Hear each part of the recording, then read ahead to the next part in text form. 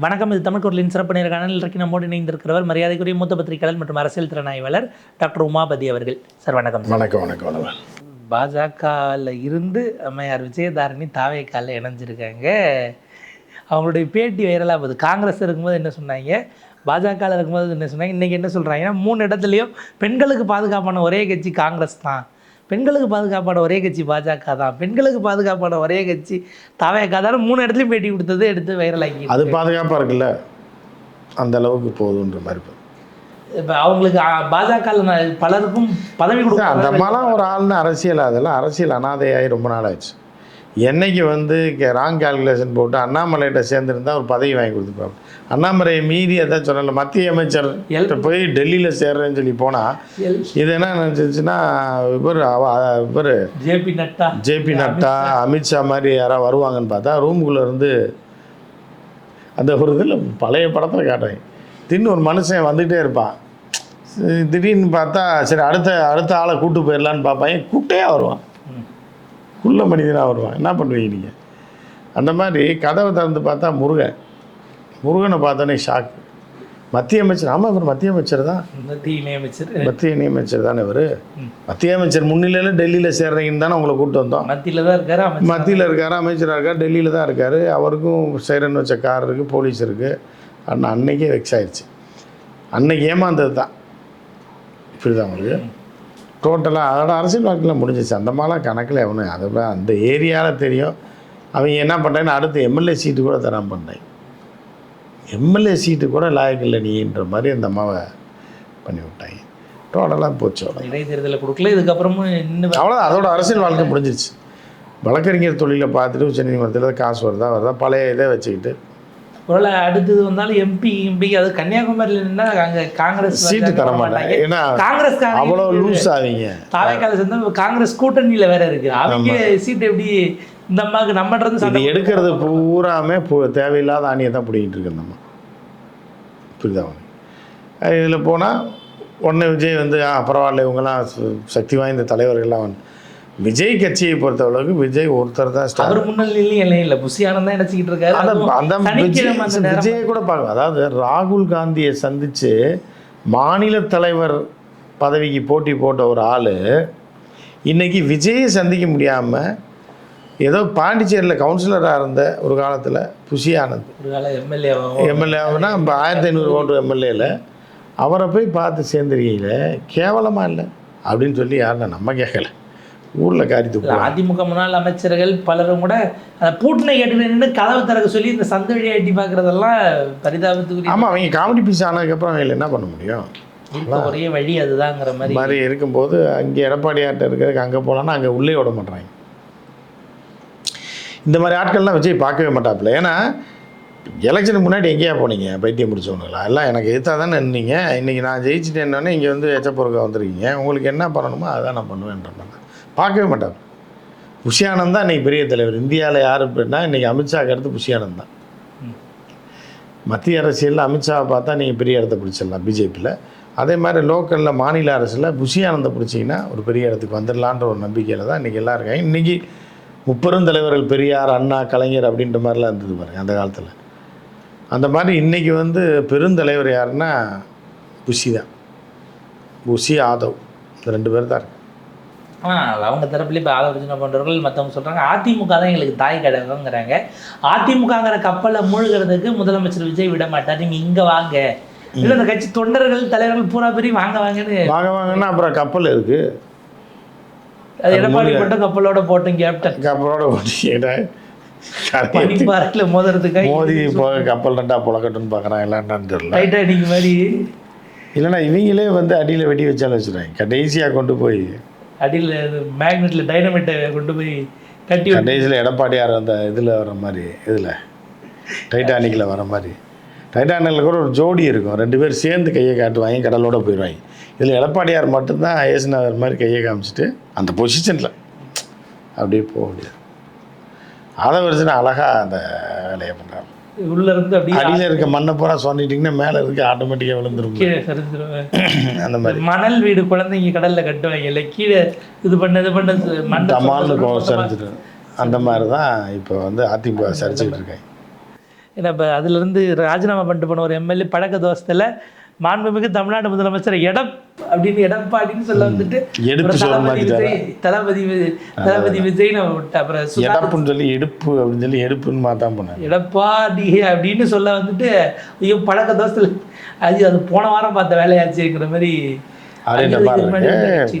என்ன பண்ணாலும் விஜய் பார்க்க போறது இல்லை இவங்கள. விஜய் பைத்தியங்களை வந்திருக்கா சரி சேர்த்துக்குங்க அவ்வளோ. ஒரு பழக்க தோஷத்தில் ஒரு வைப்பில் இருந்திருக்காங்க. எந்த பதவியும் தரமாட்டாங்க இனிமேல். ஏற்கனவே இருக்கிறவன் அப்படி அப்பி பிடிச்சிக்குவான். புரியுதா அவங்களுக்கு? அங்கே போனால் கூட நம்ம நாள் அமைச்சர் இருந்துட்டு போ எங்களுக்குண்ணா தம்பி என்ன தம்பி விளம்ப யோ போயாமல் இல்லை அந்த பக்கம் அப்படின்ட்டு இவ்வளோ அந்தளவுக்கு தான் மரியாதையாக வச்சுருப்பேன். செங்கோட்டையனோட முடிஞ்சு போச்சு அது. பெரிய ஒரு நிறைவு கேள்வி சார். இப்போ இங்கே இவ்வளோ பேர் போயிட்டுருக்காங்க இதெல்லாம் போது ஒரு 2 பேர் அதிமுக தரப்பில் இன்னும் அமைதியாக இருக்காங்க. அதில் ஒருத்தர் வெளியில் வந்து கடுமையாக பேசுகிறார். சிவி சண்முகம் அவர்கள் எடப்பாடி பழனிசாமி பொதுக்குழுவை முதல்ல கூட்டணும், பாமக இல்லைன்னா நீங்கள் எல்லாம் எங்கள் வட தமிழ்நாட்டிலையும் ஜெயிச்சிருக்கலாமல் ஒன்றும் இல்லாமல் தான் போயிருக்கோம் அப்படின்னு கடுமையான வார்த்தையை பேசி ஒரு குடும்பத்தோட பிடியில் சிக்கிருச்சுன்னு செங்கோட்டைன்னு சொன்ன அந்த இதில் போய் எடப்பாடி பையன் மேலே கொண்டு போய் தான் குற்றச்சாட்டை வைக்கிறாப்புல. வெளியில் போகிறவங்கெல்லாம் இந்த குற்றச்சாட்டையே வைக்கிறாங்களே, அது நம்ம எப்படி பார்க்க வேண்டியிருக்கு? அதிமுக இல்லை அது உண்மைதான், உண்மையை பேசியிருக்காப்புல சிவி சண்முகம் வந்து உண்மையை பேசியிருக்காப்புல, உண்மையை சொல்லியிருக்காப்புல.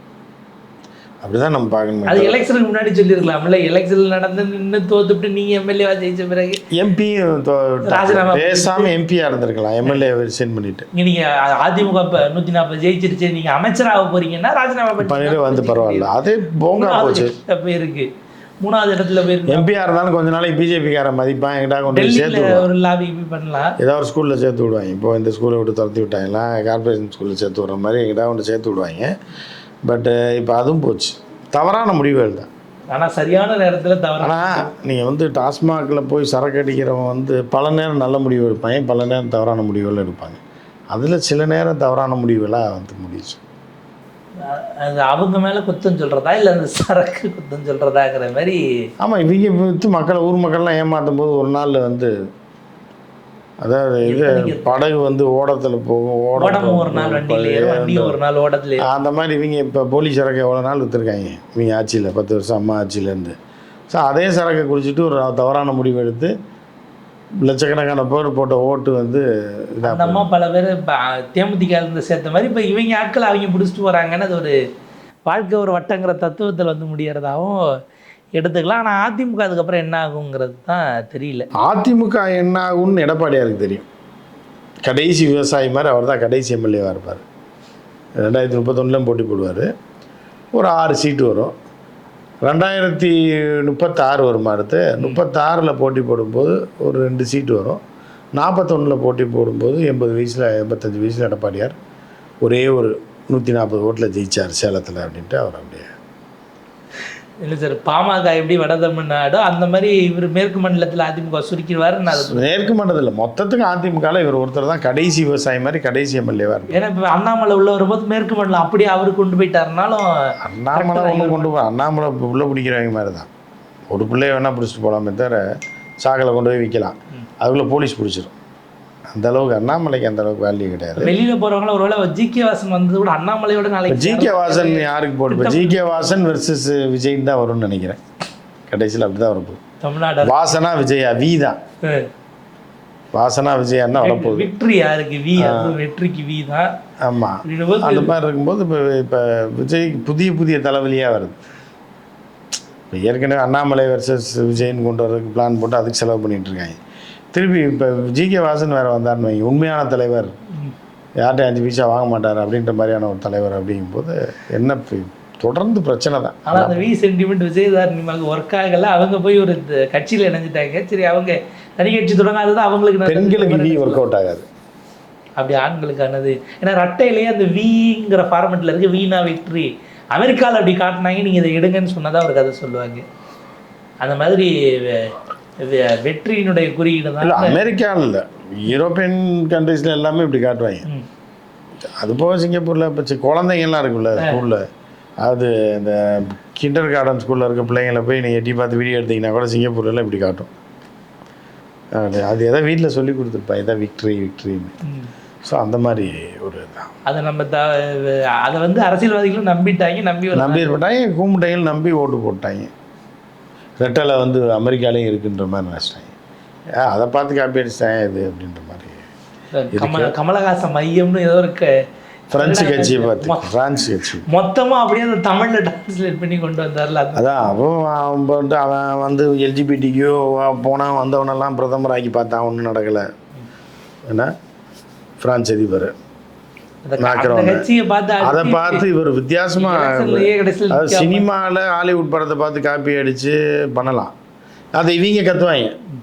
கமல் நடிப்புக்கு அவர் ஏன் வந்து ஆஸ்கர் கொடுக்கல? அவர் அடித்ததே ஆஸ்கர் படத்தில் இருந்த கதை தான்டா, உதவிங்களா லோக்கலில் உட்காந்து ஏன்டா அப்படி புலம்புறீங்கன்னு வாங்க. அதே மாதிரி அரசியலையும் ஆட்டையை போட்டு வந்தது தான் ஃப்ரான்ஸில். மேக்ரான்கிட்ட வந்து அது ஃப்ரான்ஸு மேக்ரான் ஆட்டையை போட்டதுன்னா நேருட்ட. உலகத்திலே முதல் முறையாக மைய கட்சி ஆரம்பித்தது, மைய கொள்கையில் ஆரம்பித்தது நேரு தான். இடதுசாரி கொள்கையில் உள்ள நல்ல விஷயங்களை எடுத்துக்குவோம், வலதுசாரியில் இருக்கிற நல்லதை எடுத்துகிட்டு ஒரு அரசாங்க கொள்கைங்கிறதெல்லாம் அப்படி தான் பண்ணார். அது வந்து அவன் வந்து புதுசாக வடை சுடுற மாதிரி அடித்து கடைசியில் இங்கிட்டு தான் இருந்திருக்கு. அடுத்து அதை கொண்டு போய் இங்கே வந்து இவர் ஒன்று மையம் இடதுசாரி இல்லையா ஒரு வலதுசாரி இந்த மாதிரி குழப்பி தான் கடைசியில் கவுன்சிலராக கூட ஆகாமல் தான தர்மத்தில் கிடைச்ச எம்பி சீட்டை வச்சு சுற்றிட்டு இருக்காங்க. நம்பி போன யாருக்கும் ஒரு எம்எல்ஏ சீட்டும் வாங்க மாட்டேன்னு சொல்லிட்டு அதான் சுயநலவாய் தான் வாழணும்.